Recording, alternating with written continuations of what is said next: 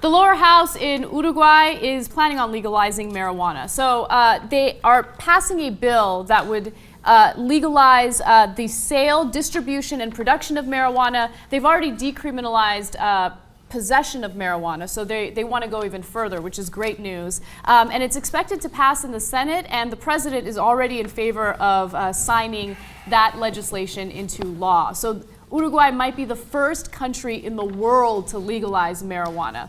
So now this is great because apparently the House was the biggest issue because they say that, and they've already passed the bill. The Senate is definitely going to pass it, and the president's the guy who pushed it. So it looks like unless something really weird happens, they're going to do it. And it's not just decriminalizing, which means, yeah, it's illegal, but we're not going to make it a criminal activity. We'll give you a civil fine, et cetera, as Portugal has done.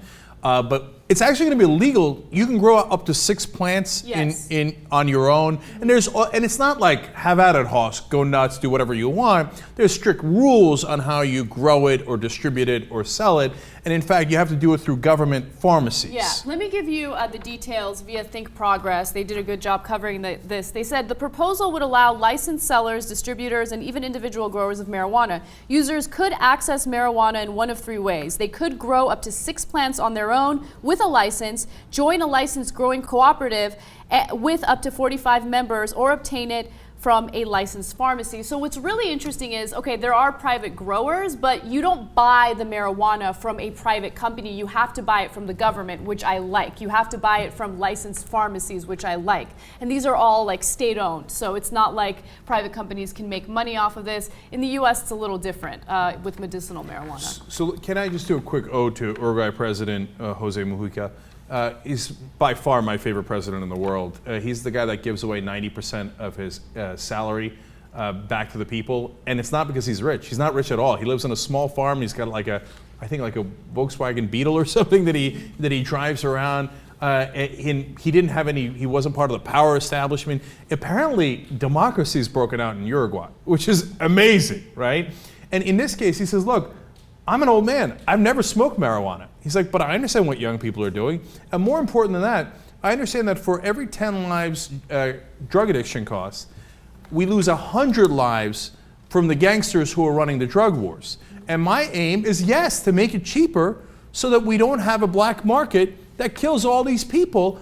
And of course, we know through Portugal's experience in decriminalizing that the addiction rates do not go up, they actually go down when you decriminalize. Yeah, but I mean, just the most obvious thing in the world. But the example from I mean, look at the United States in the 20s and 30s. I mean, prohibition worked, didn't it? So I'm sorry, I didn't think about that. That's a good point. Right? I mean, it worked. All it did was create a mafia and an underground of crime that still lives today. So what's the problem? and in fact, finally, people are waking up to that. So, and he's not alone here. Guatemalan President Otto Perez Molina has also outright endorsed legalization. They haven't gone there yet, but he wants them to. Of course, former Mexican President Vicente Fox says legalize it. Former UN Secretary General Kofi Annan says legalize it.